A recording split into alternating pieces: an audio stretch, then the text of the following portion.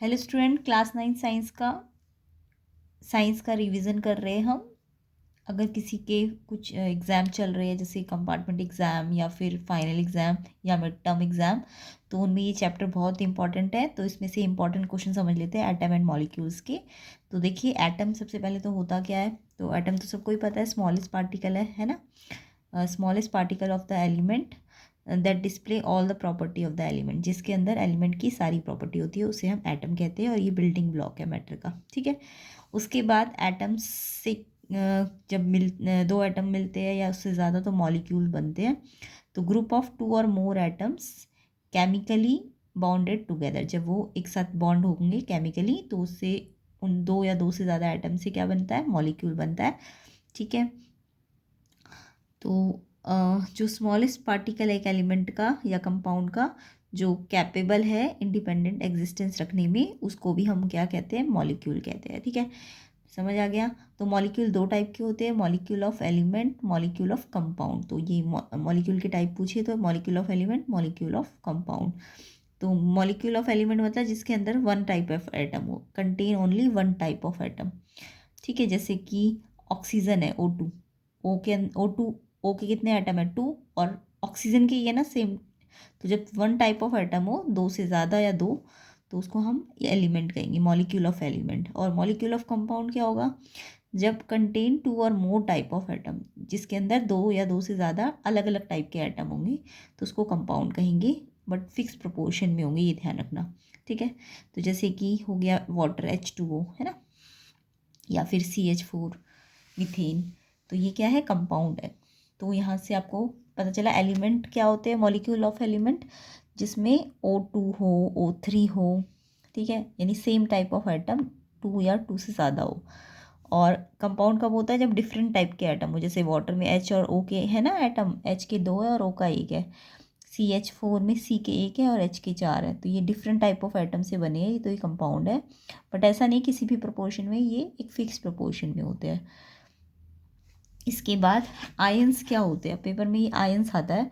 Ion क्या है, charge particle in compound. कोई भी कंपाउंड में जो चार्ज पार्टिकल होता है उसको हम आयन कहते हैं।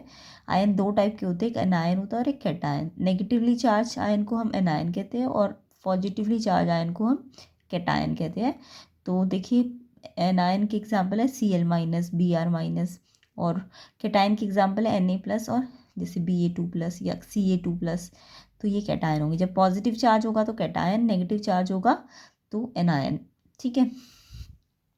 इसके बाद इसमें नेक्स्ट जो इम्पोर्टेंट है, कितने लॉ होते हैं। तो लॉ ऑफ केमिकल कॉम्बिनेशन आपके है। किसने लॉ ऑफ केमिकल कॉम्बिनेशन किसने बनाया था, लेवॉइजर और प्राउस्ट ने, ठीक है। तो इसके अंदर हमारे 2 लॉज आते हैं, ये स्टेटमेंट आ जाती है law of conservation of mass की और लॉ ऑफ कांस्टेंट प्रोपोर्शन की। तो देखो, लॉ ऑफ कंजर्वेशन मास क्या कहता है, it states that mass can neither be created nor be destroyed in a chemical reaction. ना तो मास को क्रिएट किया जा सकता है और ना ही डिस्ट्रॉय किया जा सकता है। मास जो है सब्सटेंस का बिफोर रिएक्शन और equals to mass of substance after reaction, यानी रिएक्शन से पहले का मास और रिएक्शन के बाद का मास क्या होता है, इक्वल होता है। तो इसको हम एक एग्जाम्पल से अभी थोड़ी देर में समझेंगे, ठीक है। तो इंपॉर्टेंट लॉ है ये। अब सेकेंड लॉ है लॉ ऑफ कांस्टेंट प्रोपोर्शन, इसकी स्टेटमेंट भी पढ़ ली। It states that in a pure chemical compound elements are always present in a definite proportion by mass, यानी कि एक प्योर केमिकल कंपाउंड में एलिमेंट जो होंगे वो एक डेफिनेट प्रोपोर्शन बाय मास से प्रेजेंट होते हैं। जैसे वाटर है H2O, है ना, इसमें H का मास 2 यूनिट है और ऑक्सीजन का मास कितना है, 16 यूनिट। तो 2:16 यानी 1:8 फिक्स प्रोपोर्शन है, ठीक है। तो लॉ ऑफ कांस्टेंट प्रोपोर्शन समझ आ गया। H2O में रेशो क्या है मास का, 1:8, क्लियर। तो ये लॉ ऑफ कांस्टेंट प्रोपोर्शन है। उसके बाद आपकी आती है डाल्टन की एटॉमिक थ्योरी के पॉइंट। तो ये भी बहुत इंपॉर्टेंट है, इसको भी आपको अच्छी तरह से करना है। डाल्टन की एटॉमिक थ्योरी देखिए क्या कहती है।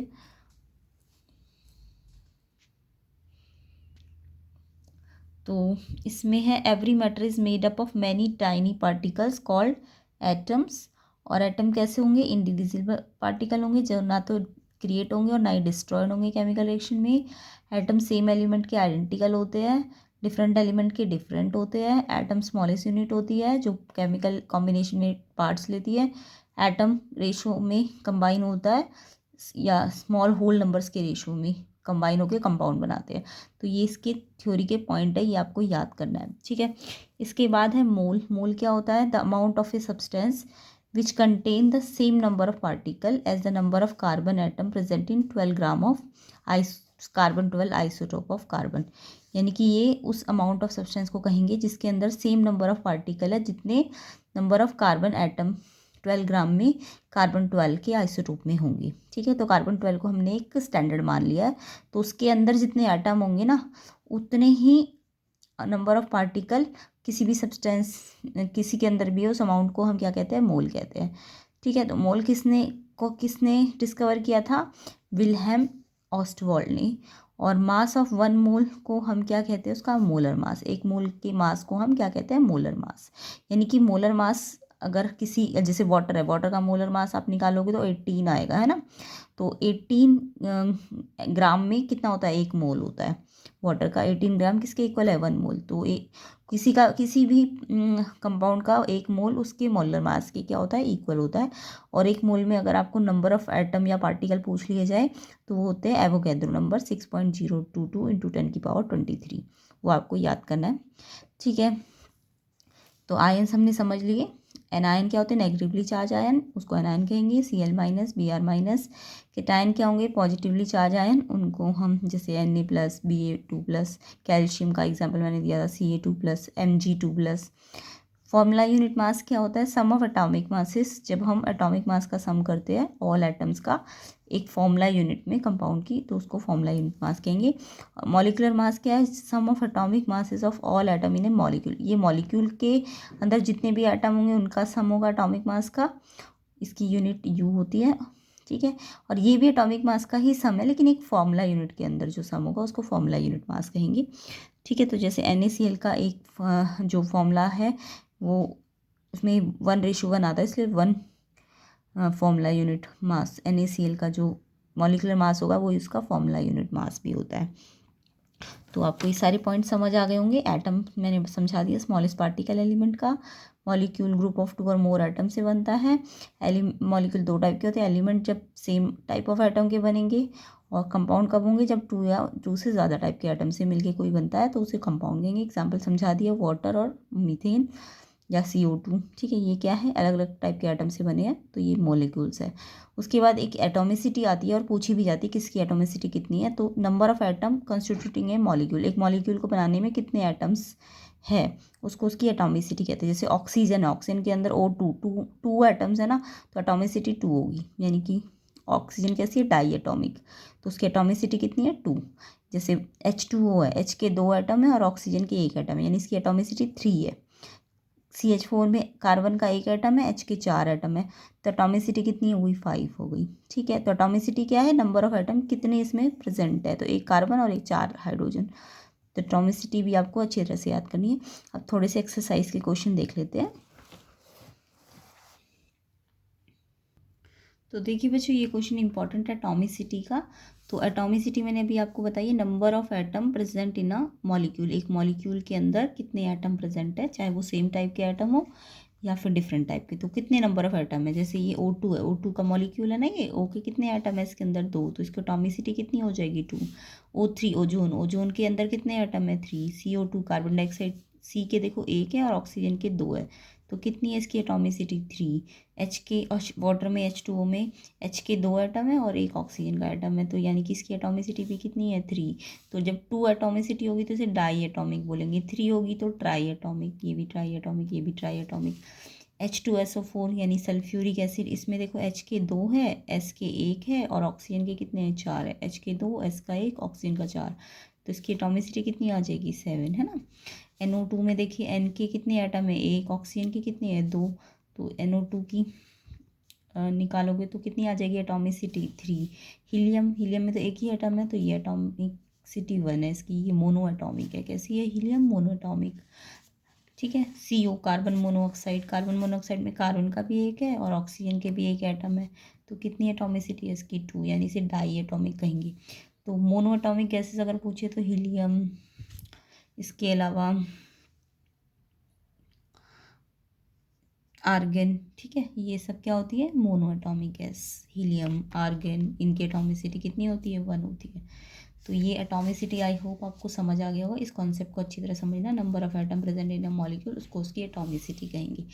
अब एटॉमिसिटी के अलावा अगर हमें मॉलिक्यूलर मास पूछ लिया जाए, इन्हीं का आप मॉलिक्यूलर मास पूछ लो, तो मॉलिक्यूलर मास देखो क्या होता है। मॉलिक्यूलर मास, मैंने थोड़ी देर पहले डेफिनेशन बताई है कि क्या थी मॉलिक्यूलर मास की, sum of atomic masses of all atom in a molecule, जितने भी एटम हैं उनके एटॉमिक मासेस का सम करना होता है।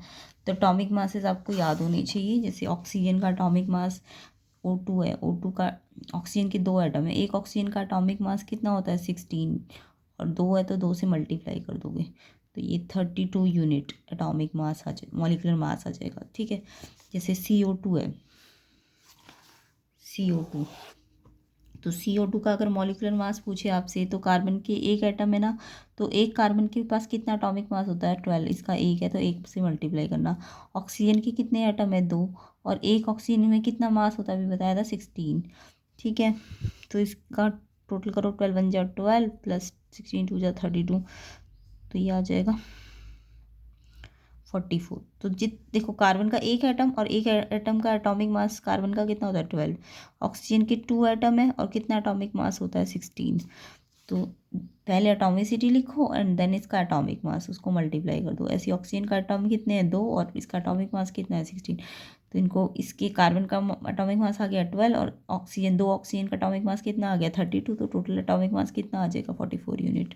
जैसे वाटर का एग्जाम्पल लेते हैं H2O का, H2O का अगर हमें मॉलिक्यूलर मास निकालना है, देखो एटॉमिसिटी पूछी है तो सिर्फ एटम को प्लस करना होता है, कितने एटम है 2 और एक 3, बट मॉलिक्यूलर मास पूछा है तो एटम तो लेने हैं 2, बट इसका एटॉमिक मास भी लेना है। 2 एटम, एक एटम का एटॉमिक मास हाइड्रोजन का कितना होता है 1, तो 2 का निकालोगे तो 2 हो जाएगा। ऐसे ऑक्सीजन का कितना एटम है 1 है, और एक एटम का एटॉमिक मास कितना होता है 16। तो समझ आ रहा है डिफरेंस, एटॉमिसिटी क्या होती है और मॉलिक्यूलर मास अलग अलग चीज़ है। तो इसके अंदर कितने एटम है 2, और एक एटम का एटॉमिक मास कितना है हाइड्रोजन में 1, ऑक्सीजन का एक एटम है ना, इसमें कितना एटॉमिक मास है 16, एक का कितना होता है 16, अगर 2 होते तो 2 से मल्टीप्लाई हो जाता, 2 1 जा 2, 16 1 जा 16, तो कितना आ जाता है 18। ये तो वाटर का याद करना 18 होता है, कार्बन डाइऑक्साइड का 44 यूनिट मॉलिक्यूलर मास होता है। तो ये कॉन्सेप्ट ये वाला बहुत इंपॉर्टेंट है, तो इसके लिए आपको एटॉमिक मासेस पता होने चाहिए। एटॉमिक मास पता है, फिर जितने एटम है उससे मल्टीप्लाई कर देना। एटॉमिक मास पता है उसको, इसका एक एटम है तो एक से मल्टीप्लाई, ऑक्सीजन का एटॉमिक मास 16, 2 से मल्टीप्लाई क्योंकि 2 है, फिर दोनों को इंटू करके प्लस कर देना। तो ऐसे करके आपको ये एटॉमिक मास, पहले मॉलिक्यूलर मास निकालने के लिए आपको सबका एटॉमिक मास आना चाहिए। अब देखिए ये मॉलिक्यूलर मास के क्वेश्चन है, ये आपको सारे प्रैक्टिस करने हैं, और कमेंट का बॉक्स में मुझे लिख के दीजिएगा कि ये आपने प्रैक्टिस की है कि नहीं। एनसीईआरटी के क्वेश्चन है, बहुत इंपॉर्टेंट है मॉलिक्यूलर मास। एटॉमिसिटी तो आई होप सबको समझ आ गई होगी, वो तो बहुत आसान होती है। मॉलिक्यूलर मास भी समझ आ गया होगा, जैसे C2H6 है, C के कितने एटम है 2 है, और H के कितने 6। एटॉमिसिटी पूछेंगे तो 8 हो जाएगी, है ना, 2 और 6। बट मॉलिक्यूलर मास पूछेंगे तो 2 एटम तो है, बट 2 को किससे मल्टीप्लाई करना पड़ेगा, एक एटॉमिक मास से, 12 से। कार्बन का एक एटॉमिक मास कितना होता है 12, उसको 2 से मल्टीप्लाई, फिर ये वाला हाइड्रोजन का, इसमें 2 कार्बन है और 6 क्या है हाइड्रोजन है, तो एक कार्बन का एटॉमिक मास कितना होता है 12, तो 2 से मल्टीप्लाई करना, और 6 हाइड्रोजन है, 6 और एक हाइड्रोजन का एटॉमिक मास कितना होता है 1, तो इसको इंटू किया 24 + 6, है ना, तो ये 30 यूनिट आ जाएगा। बाकी एटॉमिक मास आप याद करना, हाइड्रोजन का 1 यूनिट होता है, ऑक्सीजन का 16 यूनिट होता है, क्लोरीन 35.5 यूनिट होता है, कार्बन 12 होता है, नाइट्रोजन 14 होता है, ठीक है। तो ये कुछ इंपॉर्टेंट है जिनके आपको याद करने हैं, और ये आप खुद प्रैक्टिस कीजिए, ये मॉलिक्यूलर मास निकालना आपको आना चाहिए, इंपॉर्टेंट है ये। उसके बाद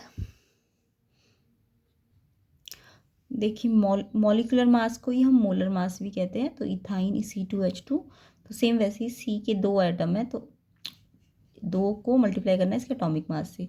फिर हाइड्रोजन के भी 2 एटम है, तो 2 एटम है और एक उसका एटॉमिक मास है, तो इंटू करके प्लस करना है। तो मोलर मास और मॉलिक्यूलर मास सेम चीज़ होती है, ठीक है, बट इसकी यूनिट मोलर मास की हमारी ग्राम पर मोल होती है, ये यूनिट चेंज होती है इसकी, ग्राम पर मोल, ठीक है। इसके बाद देखिए ये इंपॉर्टेंट है, कन्वर्ट इनटू मोल। मोल में कैसे कन्वर्ट किया जाता है, जब भी किसी के आपको मोल निकालने हो तो आप क्या करोगे, मास को ऊपर रखोगे, मोलर मास को नीचे रखोगे। आपको O2 का मोलर मास आना चाहिए, वो मैंने अभी निकाल के दिखाया था। O2 एक O के 16 होता है ना, 16 मास होता है एटॉमिक मास, 2 से मल्टीप्लाई कर दो 32, तो मोलर मास सबको निकालना आ गया होगा। और मास आपको गिवन है क्वेश्चन में 12 ग्राम। तो मास जो गिवन है और जो मोलर मास होता है उसको डिवाइड करते हैं तो नंबर ऑफ क्या आ जाएंगे, मोल्स आ जाएंगे। अब जैसे 20 ग्राम ऑफ वाटर है, वाटर का हमने अभी निकाला था ना, देखिए वाटर का मॉलिक्यूलर मास हमने निकाला था, ये तो एटॉमिसिटी है, मॉलिक्यूलर मास हमने ये निकाला था। वाटर का कितना आया था, 2 एटम और एक का हाइड्रोजन, 2 हाइड्रोजन के एटम है और एक का कितना होता है 1 एटॉमिक मास। ऑक्सीजन का एक एटम है, कितना एटॉमिक मास होता है 16। तो कितना आया था इसका मोलर मास कहे चाहे मॉलिक्यूलर मास, अगर मोलर मास बोला है तो उसकी यूनिट ग्राम पर मोल होती है, ठीक है। लेकिन अगर मॉलिक्यूलर मास है तो यूनिट लगाना है इसमें यू, ठीक है। अब आपको मॉलिक्यूलर मास या मोलर मास अगर पता है तो मोल्स कैसे निकालोगे पानी के, तो देखो 20 ग्राम ऑफ वाटर में आपको मोल्स पूछे है, तो वाटर का मास जो गिवन है 20 वो तो ऊपर रखना है, और मोलर मास 18 आया था ना वो नीचे रखना है। मोलर मास को हमेशा नीचे रखना है, जो मास होगा वो उसको ऊपर रखना है, तो नंबर ऑफ मोल निकल जाएगी। ऐसे ही कार्बन डाइऑक्साइड का मोलर मास हमने भी निकाला था 44 आया था ना, और मास इसका 22 दिया है, तो इसको मल्टी करके 0.5 आएगा, तो मोल्स निकालना भी आपको आ गया होगा। तो मोल कैसे निकाले जाते हैं, मॉलिक्यूलर मासेस कैसे निकाले जाते हैं, एटॉमिसिटी क्या होती है, तो इसको आपको अच्छी तरह से प्रैक्टिस करना है, ठीक है। इसके बाद कुछ और इम्पॉर्टेंट क्वेश्चन है जो कि हम नेक्स्ट पार्ट में करेंगे डिस्कस। एटम एंड मॉलिक्यूल्स में से कंपार्टमेंट वाले बच्चे हो चाहे कोई भी एग्ज़ाम दे रहे 9th क्लास के बच्चे, ठीक है, उनको ये चैप्टर में से ये इम्पॉर्टेंट ज़रूर करना है, ठीक है। और वीडियो को शेयर ज़रूर कीजिए एंड लाइक भी करना, और चैनल को अगर सब्सक्राइब नहीं किया है तो सब्सक्राइब कर दीजिए। और इसके important questions class 9th science के हम नेक्स्ट पार्ट में और करेंगे, एटम एंड मॉलिक्यूल्स के, उसके बाद नेक्स्ट चैप्टर्स के। तो आपको ये चैप्टर्स अच्छी तरह से करने हैं, ये बहुत इंपॉर्टेंट क्वेश्चंस है, ठीक है। बाकी आपको जो भी क्वेश्चन पेपर्स है या फिर सैम्पल पेपर है या जो प्रीवियस ईयर के क्वेश्चन पेपर्स है, साइंस के हो या मैथ्स के हो, अगर आप कंपार्टमेंट एग्ज़ाम भी दे रहे हो या फिर कोई इंपॉर्टेंट एग्ज़ाम दे रहे हो तो 9th क्लास का, तो आपको वो प्लेलिस्ट डिस्क्रिप्शन में मिल जाएगी, तो डिस्क्रिप्शन में चेक कर लेना, पूरी प्लेलिस्ट है साइंस की भी और मैथ्स की भी, तो उसको भी आपको अच्छी तरह से प्रैक्टिस कर लेना है।